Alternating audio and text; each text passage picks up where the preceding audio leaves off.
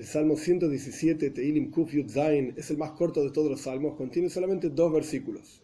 Entonces vamos a estudiar los versículos primero y luego vamos a explicar por qué son 2 versículos, a qué se refieren, en qué momento están hablando estos 2 versículos. Aleph 1.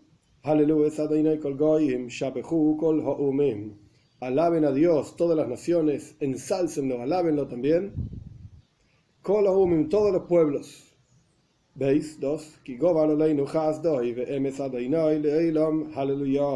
Porque se fortaleció sobre nosotros su bondad, la bondad de Dios, y la verdad o la fidelidad de Dios son eternas. Alaben a Dios. Este es todo el Salmo.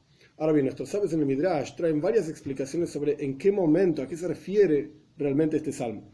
La primera explicación es que se refiere al momento del descenso de las lluvias. Todas las naciones, todo el mundo literalmente alaba a Dios y agradece a Dios por el descenso de las lluvias. Este es un asunto.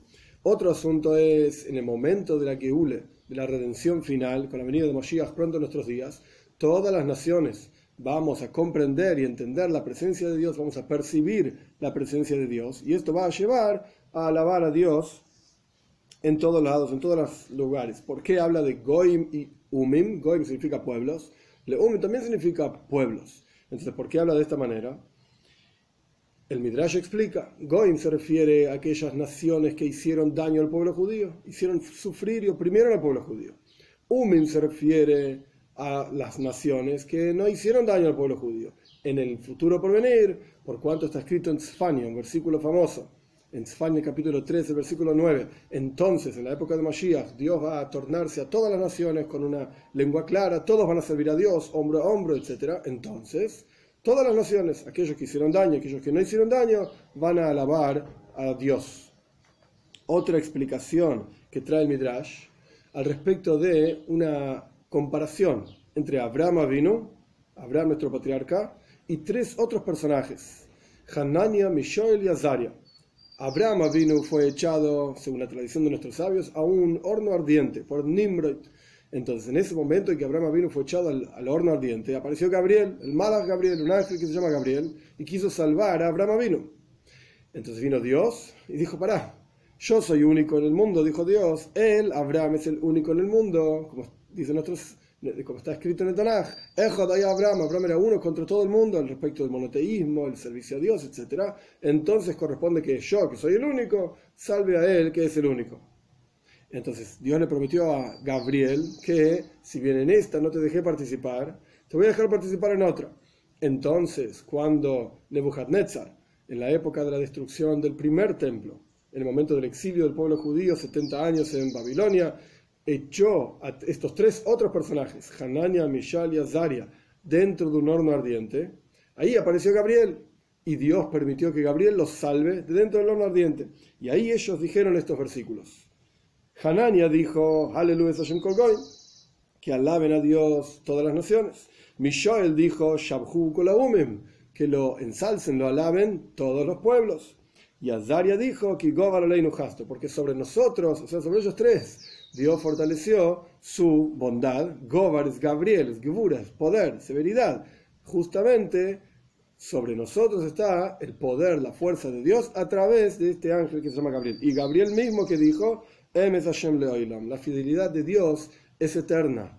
Porque él prometió en la época de Abraham Avinu, muchísimos años antes, que me iba a permitir salvar en este mundo, y de la misma manera Dios cumplió, por así decir, esa promesa. Así explican nuestros sabios en el Midrash a qué se refieren estos 2 versículos. En términos más sencillos y literales, el Radak, uno de los comentaristas principales de los Tehilim, de los Salmos, explica por qué hay 2 versículos aquí. Porque uno está hablando sobre las naciones del mundo, que ellos van a alabar a Dios en la época de Mashiach, y van a cumplir sus 7 preceptos, y van a estar, por así decir, separados de Dios. Por eso son 2 versículos. Un versículo está hablando de los Penei Noyach, de las naciones del mundo. Y el otro versículo está hablando sobre el pueblo judío, que va a continuar con sus tradiciones. Ambos van a servir a Dios, como dijimos anteriormente, el versículo de Tzfania. Entonces Dios se va a tornar con una lengua clara, etc., para servir todos juntos a Dios, pero de diferente manera. Por un lado las naciones y por otro lado el pueblo judío. Hay una explicación del Tzemach Tzedek, del tercer Rebbe de Chabad, justamente sobre este salmo. ¿Por qué dice 2 versículos? Tzemach que explica de la siguiente manera. Noach, en Parshas Noach vemos que Noach tuvo 3 hijos, Shem, Ham y Yafes. 3 hijos. Nuestros sabios explican que en el futuro por venir, Dios va a destruir 1/3 de los seres humanos de la tierra. ¿Cuál es ese tercio que va a destruir? Justamente los hijos de Ham, es decir, toda la descendencia de Canaán, las personas que vivían en la tierra de Canaán, que después se transforma en la tierra de Israel, esta gente va a ser destruida. ¿Y quiénes van a quedar? Los descendientes de Shem y los descendientes de Yefes. Por eso el Salmo tiene 2 versículos. ¿Qué diferencia hay entre los descendientes de Canaán y los descendientes de Shem y Yafes? Que Shem y Yafes se pueden refinar, por así decir, se pueden elevar, y los descendientes de Canaán no, hay que destruirlos. Existen 2 tipos de klipa. Klipa significa literalmente cáscara, pero en los escritos místicos se explica que existe ketusha, santidad, y klipa, impureza, por así decir, pero de vuelta, cáscara. Ahora, la cáscara tiene 2 funciones, por así decir. O decimos que la cáscara cubre y protege al fruto. Por ejemplo, la cáscara de una naranja protege a la pulpa que está dentro, que no se vaya, que no se caiga, que no se salga, etc. O la cáscara, en lugar de proteger al fruto, oculta el fruto. Y uno ve una cáscara amarga, desagradable, etc., pero dentro de eso hay un fruto muy valioso. De esta misma manera explicamos que hay 2 tipos de clipas, 2 tipos de cáscaras, por así decir. Hay una cáscara que se llama clipas noiga, una cáscara brillante, que en realidad es una especie de intermediario entre ketusha, santidad, y lo más impuro, impureza. ¿Qué significa un intermediario? Significa un nivel neutro, que si se utiliza para bien, se puede elevar hacia ketusha, hacia santidad. Y si se utiliza para mal, Dios libre y guarde, se puede hacer descender más bajo todavía de lo que es. Por ejemplo, una vaca. Una vaca no es ni santo ni impuro. No puro ni impuro, es una vaca nada más. Si la persona utiliza la vaca para servir a Dios, la degolla como corresponde, y la sala, le saca la sangre como corresponde, y la come como corresponde, etc., con las bendiciones que corresponden, está elevando la santidad, la energía divina de esa vaca hacia Kedusha, hacia santidad, utilizando la fuerza que la persona obtuvo de ese alimento en el servicio a Dios. Pero si la persona la come no en forma kosher, no en forma apropiada, porque no la degolló como corresponde, porque no le sacó la sal, o porque no dijo las bendiciones, etc., la persona está tomando esa energía de la vaca, que es algo neutro, ni bueno ni malo, y lo está haciendo descender a las clipos, a las cáscaras, por así decir, más impuras. De la misma manera, en el futuro por venir, todos los descendientes de Shem, todos los descendientes de Yefes, van a ser elevados desde klipas noiga, desde este nivel intermedio, neutro, hacia kedusha, hacia santidad.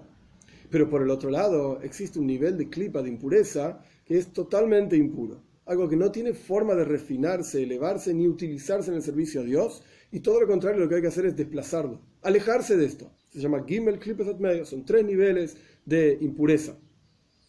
Los descendientes de Canaán provienen de una raíz espiritual tan pero tan fuerte, por así decirlo, se llama Gvura, severidad, el poder de Dios, el ocultamiento de Dios. Tan oculta está la presencia de Dios en estos descendientes de Canaán, que bajaron tan pero tan bajo que no se pueden refinar. No hay nada que hacer, el refinamiento de ellos es la destrucción. Es totalmente apartarse y alejarse de esto. Esa es la forma de refinarlos. Entonces, en el futuro por venir, ¿por qué nuestro salmo tiene 2 versículos? En el futuro por venir, Dios va a destruir 1/3, es decir, va a apartar totalmente a ellos, a los descendientes de Canaán, y el resto de los seres humanos, tanto los descendientes de Shem como de Yefes, en donde están incluidos muchísimas de las naciones que hasta el día de hoy están, digamos, asentadas en sus tierras, etc., todos ellos van a ser elevados hacia Ketusha, hacia santidad, y vamos a servir a Dios todos juntos, hombro a hombro, con la venida de Mashiach pronto en nuestros días.